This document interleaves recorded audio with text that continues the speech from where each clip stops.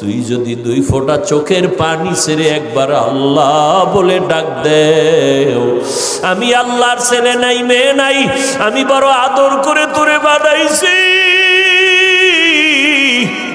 ও বান্দা, তুই জবানটা দিয়ে যখন আল্লাহ বলে ডাক দিবি, আমি আল্লাহর কুদরতি অন্তরে তুফান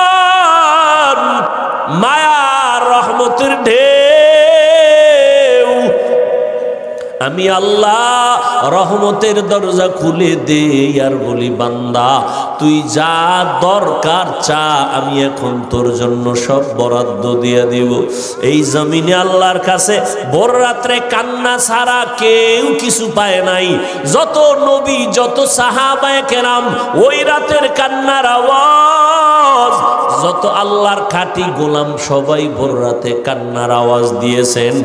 আর একটা দোয়া কবুলের সময়, রোজাদার যখনই দোয়া করবে তখনই কবুল হবে।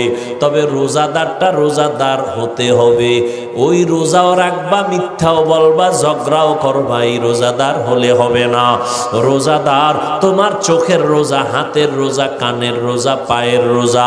অর্থাৎ রোজা মানি গুনাহ থেকে বেঁচে থাকো, পানাহার থেকে বেঁচে থাকো, আর রোজার দ্বারা তাকওয়া অর্জন করো। রোজা রাইখে যেমন খানার থেকে বাঁচলা, তাকওয়ার সবক আদায় করো, গুনাহ থেকেও বাঁচো, হাতেরও বাঁচাও, চোখেরও বাঁচাও। এইভাবে করিয়া তুমি যদি দোয়া করো সাথে সাথে কবুল। তবে এর মধ্যে আর একটা স্পেশাল সময় আছে, ইফতারি সামনে নিয়ে মাওলারে দোয়া করো, মাওলার কাছে বলো। ইফতারি সামনে নিয়ে দোয়া করবা, কসম আল্লাহর জায়গায় কবুল। কিন্তু আমাদের কপাল খারাপ, ইফতারির টাইমে এত কাজের আগ্রহ বেড়ে যায়, মহিলারও কাজের মধ্যে ব্যস্ত বানায় দিছে। আবার নিজে যা একটু সহযোগিতা করবে তাও করে না, খালি ভুল ধরে। বেসন কম হয়েছে কেন পেঁয়াজুর মধ্যে, এইবার শরবতে চিনি কম কেন, এই কেন কেন করতে করতে আজানি টের পায় না। আর মসজিদ টসজিদে যদি ইফতারি করে, হ্যাঁ তো আর এক বাজার, আর এক বাজার। ইফতারির টাইমে, দোয়া কবুলের টাইমে দুনিয়ার কথা বলে মসজিদের ভিতরে বা বিভিন্ন অনুষ্ঠানে। ইফতারির আয়োজন বেশি, মানুষ যেখানে বসে শুধু কথা কথা কথা, অথচ ওই টাইম চুপ করে আল্লাহর কাছে দোয়া করো। এই বরকতের মাস আর একবার পাবেন, গ্যারান্টি আছে। মায়ার নবী দোয়া করতেন, আল্লাহুম্মা বারিক লানা ফি রাজাব ওয়া শাবান ওয়া বাল্লিগনা রমাজান। ও যুবক, কয়দিন আর দুনিয়ায় বাহাদুরি করবা? তোমার মতো আমার মতো কত যুবক গত রোজায় ছিল, এই রোজায় নাই। ওগো নবীর উম্মতেরা,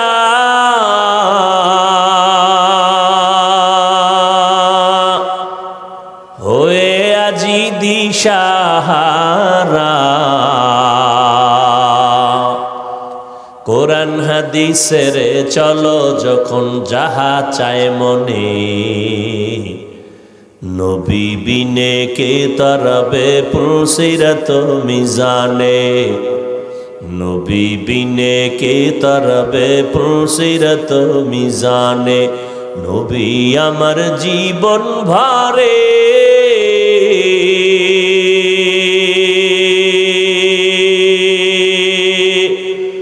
দিনের লাগি কষ্ট করে,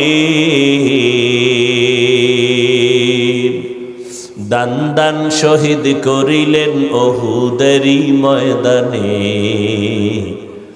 নবী বিনে কে তরবে পুলসিরত মিজানে, নবী বিনে কে তরবে পুলসিরত মিজানে। এমন এতিম নবী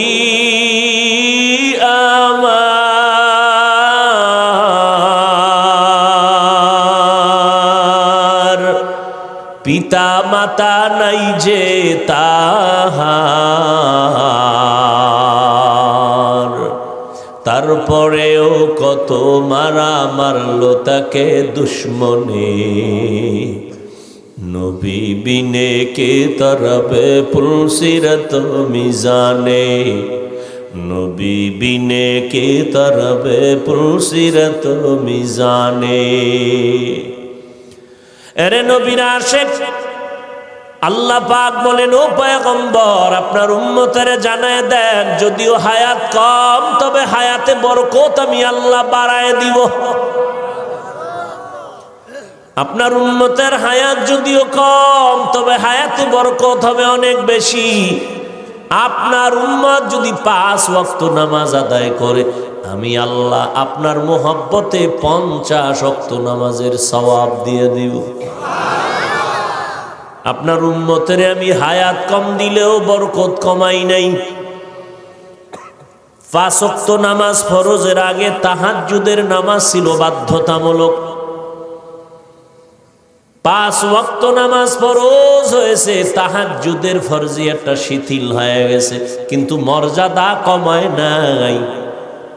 আল্লাহ তাআলা বলেন, নবী জানায় দেন, আপনার উম্মত যদি এশার নামাজ পড়ে ঘুমায়, আবার ঘুম থেকে উঠে যদি ফজর আদায় করে, ঘুমাইয়া যে সময় কাটাইলো, এই সময় আমি নেকের পাল্লায় ওজন দিব। আপনার উম্মতের হায়াত অনেক কম, বরকত অনেক বেশি। 1000 মাস ইবাদত করে অন্য নবীর উম্মতেরা যা পাবে, আমি আপনার উম্মতের 1 রাতের ইবাদতে দিয়ে দিব। জানেন নি ওই রাতটা কোনটা? কবে? ইন্না আনজালনাহু ফি লাইলাতিল কদর ওয়া মা আদরাকা মা লাইলাতুল কদর লাইলাতুল কদরি খায়রুম মিন আলফি শাহর। 1000 মাস, এর থেকেও আরো বেশি, ওর সমান না, আরো বেশি। খায়রুন মিন আলফি শাহর, 1000 মাস থেকেও উত্তম। বলে কত বেশি? কয় যখন কোরআনের এই আয়াত নাজিল হইছে, তখন সর্বোচ্চ গণনার সীমা ছিল 1000 হাজার। তাহলে বেশি কত? কয় এখন আসছে কত? লাখ, কোটি, মিলিয়ন, ট্রিলিয়ন, বিলিয়ন, কিয়ামত পর্যন্ত যত আসবে, এর 1000-এর সাথে হাজারের সাথে লাগায় দাও। 1000 মাস ছিল, এখন 1000 লক্ষ, 1000 কোটি, 1000 মিলিয়ন, 1000 ট্রিলিয়ন, 1000 বিলিয়ন ইবাদত করলে যা পাবে, 1 রাতে মুহাম্মদের উম্মত তা পাবে।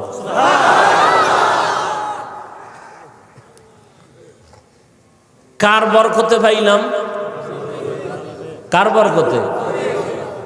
কিন্তু কপাল খারাপ জাতি ওই নবীরে চিনলা না। কেমন মায়ার নবী আমার, রহমতের নবীকে আল্লাহ পাঠাইছেন, যার পুরো জিন্দেগিটা রহমতে ভরা। কেমন রহমতে ভরা? নবীজির 63 বছর হায়াতে কোনোদিন একটা মিথ্যা কথা বলেন নাই। 2-1 পীর সাহেবের নাম কন্ত যে মিশা কয় না, আসেনি? কর না কেন? না থাকলেও তো বলবেন নাই। বাপ ধরে বয়ে রয়েছেন কেন? 2-1 নেতার নাম কন যে মিশা কয় না, তা ফুলের থেকে পবিত্র হয় কেমনে? চাপাবাজি। কেমন একজন নবী আমার, যার 63 বছর হায়াতে ভুলেও একটা মিথ্যা বলেন নাই। আপনি চিন্তা করতে পারেন, সে তো শিশু, কিশোর, যুবক, অজান্তেও তো অনেক কিছু মানুষ কইরে ফেলায় না? তো কেমন নবী যে পৃথিবীতে আগমন থেকে ইন্তেকাল পর্যন্ত ভুলেও একটা মিথ্যা কথা বলেন নাই। আমরা তো হাসতে হাসতে অনেক কিছু বলি, আরে মিথ্যা ধরিও না, এটা একটা তামাশা করলাম, মজাক করলাম। কেমন মায়ার নবী আমার, তার 63 বছর হায়াতে কোনোদিন কখনো ভুলেও কাউকে একটা গালি দেন নাই। কেমন রহমতের নবী আমার, যে নবীর সামনে দাঁড়াইয়া হাজারো গালি দিয়েছে ইহুদি বেঈমানরা, অকথ্য ভাষায় নবীর সামনে দাঁড়ায়া গালি। নবী জীবনে গালি দেন নাই তো দেন নাই, জীবনে কোনো গালির জবাবও দেন নাই। গালি না দেওয়াটা বুঝলাম, ঠিক আছে, জবাব না দিয়ে কেমনে পারলেন? যে সামনে দাঁড়ায় কত বেঈমান নবীকে গালি দিত, সামনে দাঁড়ায় অকথ্য ভাষায় গালি নবীর সামনে। নবী জীবনে গালি দিবেন দূরের কথা, একটা জবাব দেন না। আরো আশ্চর্য কথা, আমার নবীজির রহমতের নবী 63 বছর হায়াতে কোনোদিন চোখ মোবারক গরম করে কারো দিকে তাকান নাই। চোখ গরম করে কারো দিকে, কেমন মায়ার নবী! সেই নবীর আদর্শের উম্মত আমরা। আল্লাহর কুদরতটা কেমন, যার পুরাটাই রহমত, পুরাটাই সুন্দর, সৃষ্টির শ্রেষ্ঠ আদর্শে ঘেরা, এত পৃথিবীর শ্রেষ্ঠ ব্যক্তিকে এমন এক জায়গায় পাঠাইলেন যেই জায়গার প্রত্যেকটা মানুষের মাথা তালু থেকে পা পর্যন্ত ওয়াল পুরাটাই নাপাক, এতটাই নাপাক, পুরা মানুষগুলো খারাপ, জমিনটাকে বানাইছে খারাপ। ওই ময়দানে ওই চূড়ান্ত একটা খারাপ মানুষের মাঝখানে সৃষ্টির শ্রেষ্ঠ পবিত্র নবীকে আল্লাহ পাঠাইলেন। আশেপাশে মাফ করো বুঝাবার জন্য বলি, কোথাও যদি এখানে যাত্রা গান হয় অথবা কোনো পতিতালয় থাকে যেখানে অবাধে জেনা হয়, তো মুসলমান বলল এটাকে ফিরাইতে হবে, তো ছোটখাটো কিছু হুজুর আগে পাঠাইবে। বড় হুজুর বাংলাদেশের যাইব না, আগে বড় হুজুর যাবে না, আগে দেখো ওখানের কি হালাত, ঠিক না? এরপরে বড় হুজুরের কে আইসা খবর দিবে, তারপরে সে একটা পদক্ষেপ নিবে। বড় হুজুর যদি আগে যায় তাহলে অনেক আপনজনেরাও বলবে হুজুর এটা কাম ঠিক করে নাই। আমরা যাইতাম, হুজুর গেলেন কেন এত নিকৃষ্ট জায়গায়? কিন্তু আল্লাহর কুদরত কি, পৃথিবীর ইতিহাসে ওই সময় মক্কার মানুষের মতো চূড়ান্ত চরিত্রহীন লম্পট পৃথিবীতে আর কোথাও ছিল না, মানে খারাপের চূড়ান্ত। সেইখানে আমার নবীরে পাঠাইলেন, এমন এক পবিত্র নবী যার ঘাম থেকে মেশকের ঘ্রাণ, যে নবী কদম যেখানে দেন সেখান থেকে দীর্ঘ বছর শুধু মেশকের ঘ্রাণ আসতে থাকে, যে নবীজির চেহারার দিকে তাকাইলে ক্ষুধার্থ ব্যক্তির ক্ষুধা নিবারণ হয়ে যায়। কোন জায়গায় পাঠাইলেন? চূড়ান্ত মানুষ চরিত্রহীন, অবাধে মেলামেশা করে, কন্যা সন্তান আসলেই তাকে জ্যান্ত দাফন করে আপন বাবা। কতটা খারাপ! পৃথিবীর ওই জায়গায় একটা আল্লাহ ঘর বানাইছেন, শ্রেষ্ঠ একটা ঘর। ইন্না আউওয়ালা বাইতি মুযিআ লিন-নাসি লাল্লাযী বিবাক্কাতা মুবারাকাও ওয়া হুদা মুবারাকাও ওয়া হুদাল লিল আলামিন। আল্লাহ জমিনটা বানায় একটা ঘর বানাইছেন, আর কিছু নাই জমিনে। জমিনটা বানাইয়েই আল্লাহ একটা ঘর বানাইছেন। প্রথমে ছিল পানি, সাগর, সমুদ্র, সব মাওলার কুদরত, কেন মেন চলবে না। আল্লাহ পাক সব বুঝার মেমোরির মধ্যে জিবি দেন নাই। আপনার মেমোরির জিবি 2, আপনি 8 জিবির মেমোরিতে কি আছে এটা যদি টানাটানি করেন তাহলে ওটাও হ্যাং, আপনিও হ্যাং। বুঝেননি? তাহলে মানুষের মধ্যে মেমোরির জিবি আছে, কিন্তু বুঝেন না? মেমোরি কার্ডের সাইজ সমান না, কথা বলেন না কেন? 1 জিবি মেমোরির যেই ডিজাইন, যেই সাইজ, 8 জিবি মেমোরির সাইজও কি এক না? ভিতরের কারবার কি এক? এই আমগো মেমোরি এই ভিতরে মাথার সাইজ সব এক, ভিতরের জিবি কি এক? কারো জিবি 1, কারো জিবি 2, কারো জিবি 4, কারো জিবি 8, এভাবে মেমোরি মানুষের ব্রেনের মধ্যে আল্লাহ এমন জিবি দিছেন, আনলিমিটেড মেমোরি দেওয়া এর ভিতরে জিবি। এটা সারা দুনিয়াটাও যদি জ্ঞান ঢুকাইতেই থাকো ঢুকাইতেই থাকো ঢুকাইতেই থাকো, মেমোরির 1%ও শেষ হবে না।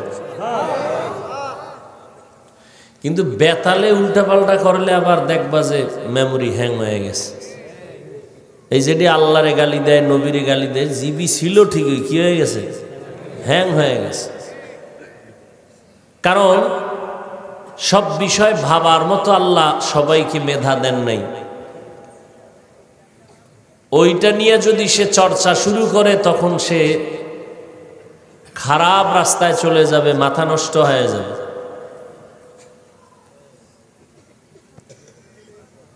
তো দুনিয়ার মধ্যে আল্লাহ প্রথম একটা ঘর বানাইলেন, নাম বাইতুল্লাহ। কোথায় বানাইছেন? মক্কা নগরীতে। কিসের ঘর এটা? ঘুমানোর ঘর, বসবাসের ঘর, ইবাদতের ঘর, হেদায়েতের ঘর। আল্লাহ জমিনটা বানাইয়া প্রথম হেদায়েতের ঘর কেন বানাইছেন? বসবাসের ঘর কেন বানান নাই? কারণ এই জমিনের চিফ গেস্ট হবে মানুষ, এই জমিনের প্রধান মেহমান মানুষ। আর এই মানুষ আল্লাহ পাঠাইবেন ইবাদতের জন্য। এ কারণেই ইবাদতের ঘর আগে বানাইছেন, বসবাসের ঘর বানান নাই। কারণ দুনিয়ার চিফ গেস্ট, প্রধান মেহমান মানুষ। এরা দুনিয়ায় প্রধান মেহমান যারা হবেন, এরা কি আজীবনের লেগে এক জায়গায় আসেন? কি প্রধান মেহমান কি দীর্ঘ টাইম থাকে? তার কাম শেষ দৌড়, ঠিক না?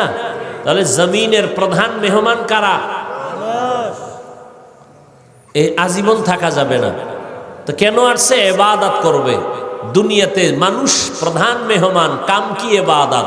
দুনিয়াতে করো ইবাদত, বসবাসের জন্য তোমার আল্লাহ স্থায়ী ঠিকানা বানায় রাখছেন জান্নাত। কোথায়? আমেরিকায়, ঢাকা গুলশানে। এমন জান্নাত আল্লাহ বানায় রাখছেন যেই জান্নাত চোখ কোনোদিন দেখে নাই, কান শুনে নাই, অন্তর কল্পনাও করে নাই। এত সুন্দর জান্নাত আল্লাহ বানায় রাখছেন। আল্লাহর নবী গর্ব করে বলেন, আমি জান্নাতের তালার চাবিটা খোলার আগে অন্য কোনো নবী জান্নাতে ঢুকতে পারবে না।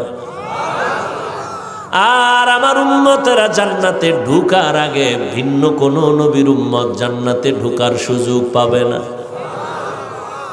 এমন সুন্দর জান্নাত আল্লাহ বানায় রাখছেন। এর নবীর আশিক রহমতের নবী মক্কা নগরীতে আসলেন। ওই মক্কার মানুষ এতটা খারাপ, এই যে একটা ঘর আল্লাহ বানাইলেন বাইতুল্লাহ, এটা কত দামি ঘর। বলে ঢাকা জাতীয় মসজিদ বাইতুল মুকাররম, এটাও কার ঘর? মসজিদগুলো কার ঘর? কেউ যদি দাবি করে এটা আমার ঘর, তাহলে ওই মসজিদে ইবাদত সহি হবে না। আল্লাহর ঘরে বান্দা আল্লাহর ইবাদত করবে, ঠিক নেই? মসজিদ কার ঘর? কি করবে আল্লাহর ঘরে? কার ইবাদত করবে? তেলাওয়াত করা কার ইবাদত? আল্লাহর জিকির করা কার ইবাদত? হ্যাঁ, তো আল্লাহর ঘরে আল্লাহর বান্দারা আল্লাহর জিকির করে, বাধা কেন? কয় মসজিদে আবার জিকির কেন? ও কপাল ভরা, মসজিদে আল্লাহর জিকির করবে নাকি মন্দিরে করবে? কত বড় জাহেল, কত বড় দুশ্মন, কত বড় অন্তর নষ্ট মানুষ। আল্লাহর ঘরে কার ইবাদত করবে? আল্লাহর ঘরে কার জিকির করবে? ভগবানের? কার? তো আল্লাহর ঘরে আল্লাহর জিকির করবে, তেলাওয়াত করবে, নামাজ পড়বে, ইবাদত করবে। বাধা যে দিবে সে সৃষ্টির নিকৃষ্ট জালেম, সে পৃথিবীর নিকৃষ্ট, শুধু জালেম না, নিকৃষ্ট জালেম। মসজিদে জিকির কেন? তোর বাবার জিকির করে? কার জিকির করে? তা আল্লাহর জিকির মসজিদে করবে নাকি মন্দিরে করবে? কি আজীব কথা। এই ঝামেলা আছে না নাই? আল্লাহ হেদায়াত দান করুন। ভাইরা আমার,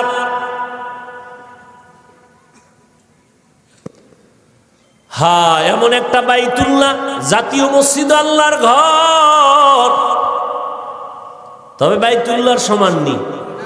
জাতীয় মসজিদের দিয়ে তাকায় থাকলে কোনো সওয়াব নাই, কিন্তু বাইতুল্লাহ এমন একটা ঘর, শুধু যদি তাকাইয়া তাকায় দেখে আমল নামায় অনবরত সওয়াব লেখা হবে।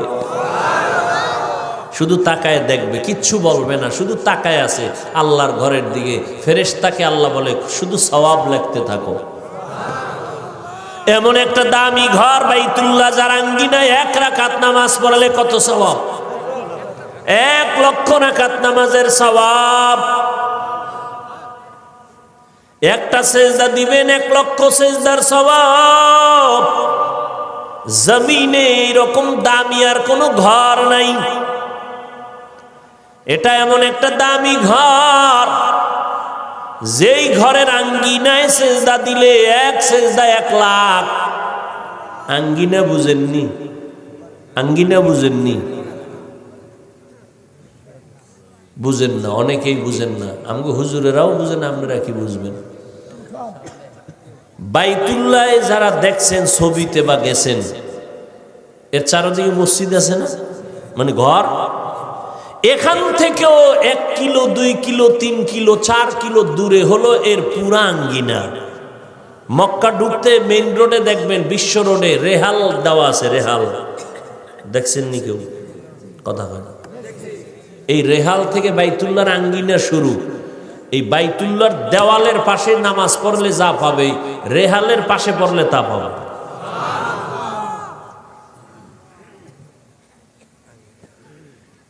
আমরা অনেকে মনে করি যে বাইতুল্লাহর এই ভিতরে ঢুকতে পারলে সব। হ্যাঁ, তবে জামাত অংশগ্রহণ করা, একই সাথে একই জামাতে সুন্নাত অনুযায়ী সব একটু বেশি হতে পারে। তবে মহিলাদেরকে পুরুষের সাথে নামাজের সাথে এক জামাতে নামাজ পড়ানো সম্পূর্ণ নিষেধ।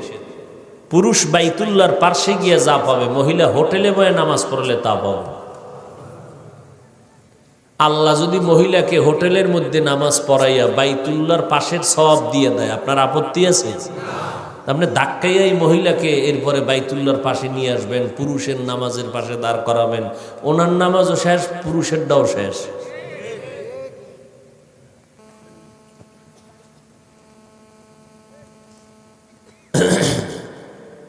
এই বাইতুল্লাহ এত দামি, মক্কার চরিত্রহীন মানুষগুলো নারী পুরুষ একত্রিত হয়ে এটার চারপাশে ঘুরে, তাও উলঙ্গ। কতটা খারাপ! আর সেখানে আসছেন কে? রহমাতুল্লিল। মায়ার নবী আসছেন মাত্র 13 বছর। কয় বছর? মাত্র 13 বছরের ব্যবধানে চরিত্রহীন মানুষগুলো এত দামি হয়ে গেছেন। রহমতের নবীর আদর্শের কারণে আল্লাহ জিব্রাইল আমিনকে লিস্টি দিয়া কয়, যাও আমার নবীরে পৌঁছাইয়া দাও। এই লিস্টির মধ্যে যাদের নাম আছে, নবী যেন ঘোষণা দিয়া দেয়, এই লিস্টির মধ্যে যাদের নাম, এরা বিনা হিসাবে জান্নাতি। মাত্র 13 বছরের ব্যবধানে রহমতের নবীর আদর্শে চূড়ান্ত চরিত্রহীন মানুষ স্বর্ণের মানুষ হয়ে গেল। কেমন দামি হয়ে গেল!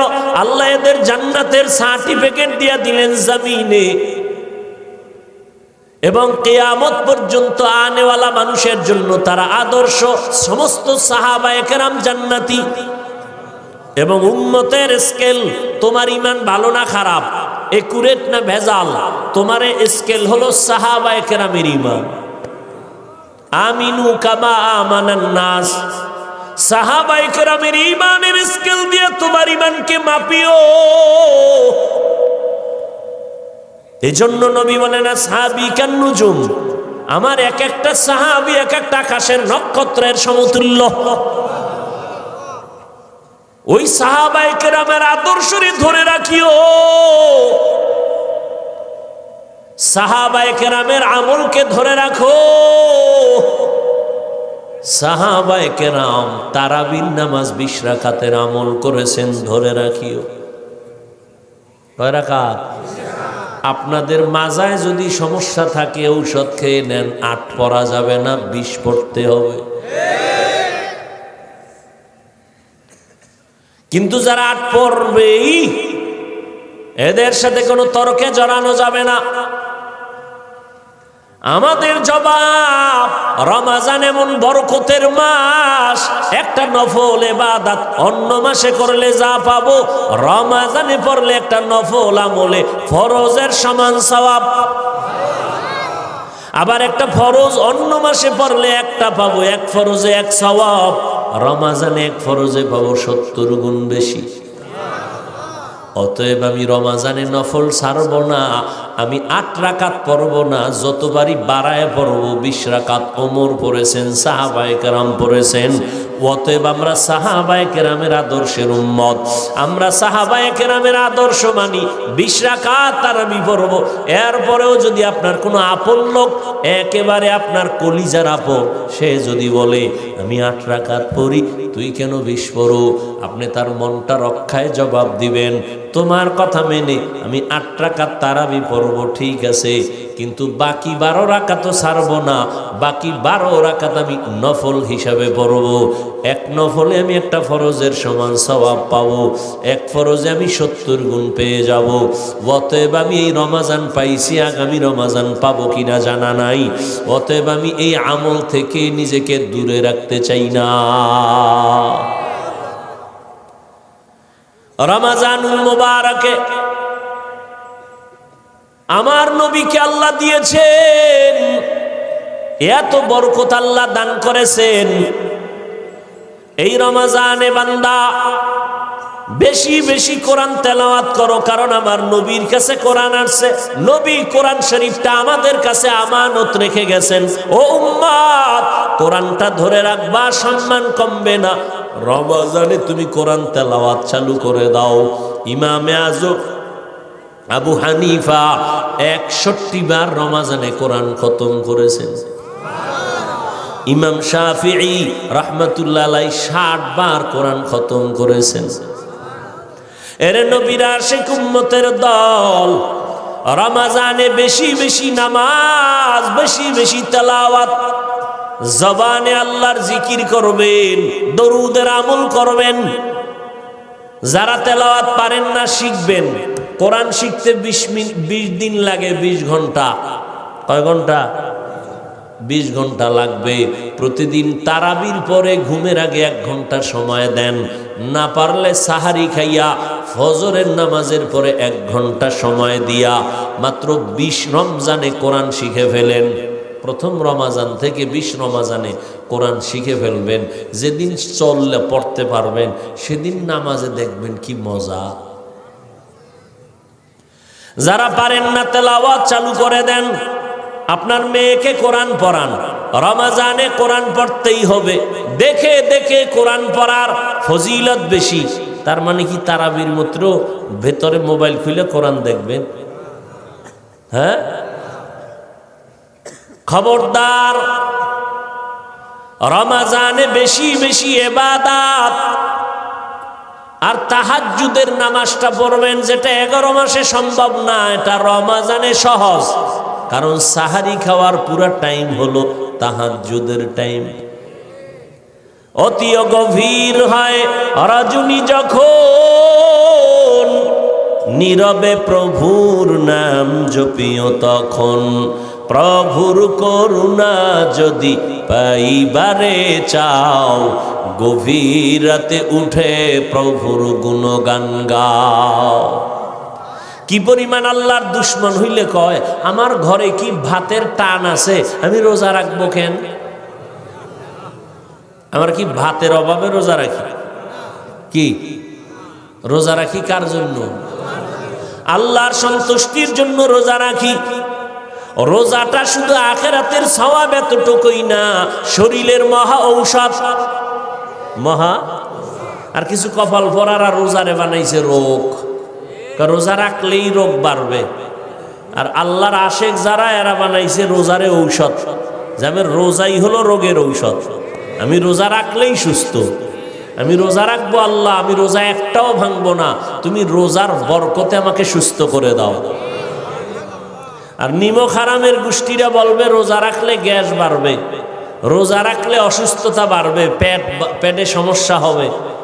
যে যেমন নিয়ত করে তার ফলাফলও কি এমনই হবে। ও আল্লাহর বান্দারা ভালো করে বুঝেন, রমজানের এই রোজা ছাড়া যাবে না।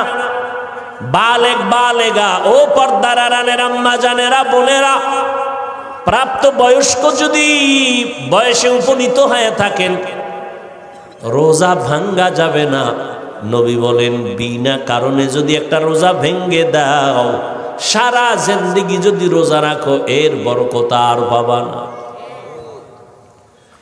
একটা রোজার দাম কত?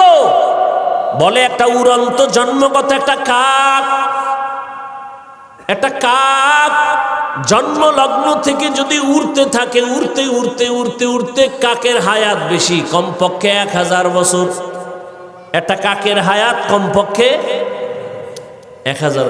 এই 1000 বছর যদি উড়তেই থাকে, উড়তে উড়তে বুড়ো হয়ে গেছে, কত দূর গেছে গিয়া তো কাগজ কলমে হিসাব মিলবে? হ্যাঁ, নবীজি বলেন এক রোজার কারণে একটা কাক জন্ম থেকে 1000 বছর যদি উড়িয়া সামনে যায়, ও কত দূর গেল? এক রোজাদার এক রোজার কারণে জাহান্নাম থেকে তত দূর পিছনে গেল। এরে আল্লাহর বান্দারা, রোজার মধ্যে তাহাজ্জুদের এই সুযোগ হারাবেন না, খবরদার। 2 রাকাত নামাজ পড়বেন সাহারি খাওয়ার আগে বা পরে।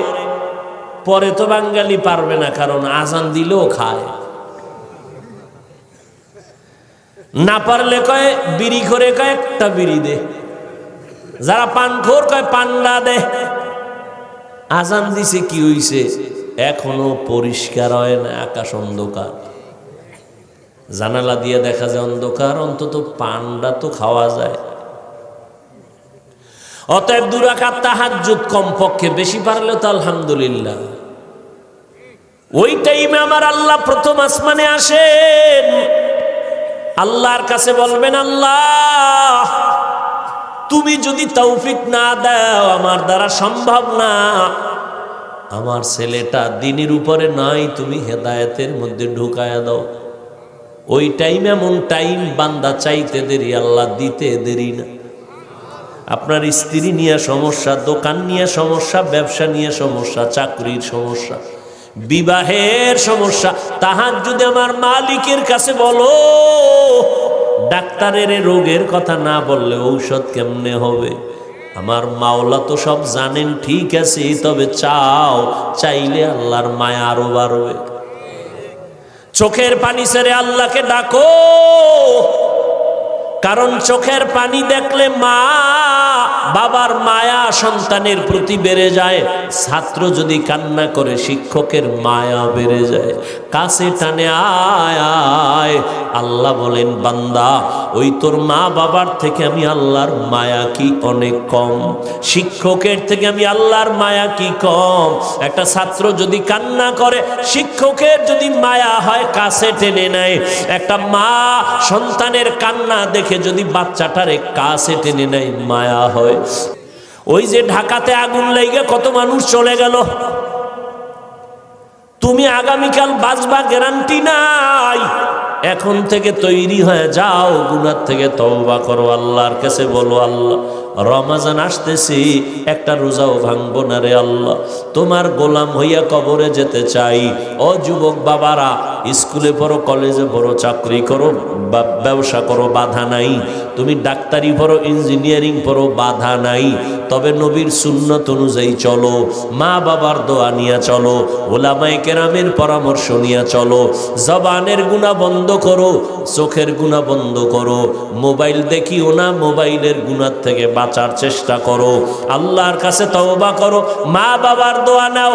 তোমার মতো যুবক তাকায় দেখো, আজ স্কুল কলেজে পড়িও নামাজ ছাড়ে না, নাই? তুমি কেন পারবা না? তোমার মতো যুবক আজকে দেখো নদীর মধ্যে মাছ ধরে, জমিনে চাষাবাদ করে, নামাজ ছাড়ে না। তোমার মনটাকে প্রশ্ন করো, তুমি কেন পারবা না? তোমার মতো যুবক রাস্তায় গাড়ি চালায়, নামাজ ছাড়ে না। তোমার মতো যুবক র্যাব, আর্মি, পুলিশ, বিডিআর এর চাকরি করে, নামাজ ছাড়ে না। ও বান্দা, তুমি কেন পারবা না? ও বৃদ্ধ বাবাজি, আপনার মতো কত বুড়া মসজিদে গিয়া নামাজ পড়ে, নামাজ ছাড়ে না, আপনি কেন পারবেন না? ও পর্দার আড়ালের আম্মা জানেরা, আপনাদের এত সম্মান, এত মর্যাদা, আপনারা নবীদের মায়ের মতো মা, সাহাবায়ে কেরামদের মায়ের মতো মা। এ জমিনে যত ভালো ভালো সন্তান আসছে, মা আপনাদের অবদান দোয়ার কারণে। অতএব আপনার মতো কত মা এই জমিনে এখনো আছে, পাঁচ বেলার নামাজ পড়ে, স্বামীর মাল হেফাজত করে, সন্তানগুলো আদর্শ সন্তান বানাবার চেষ্টা করে।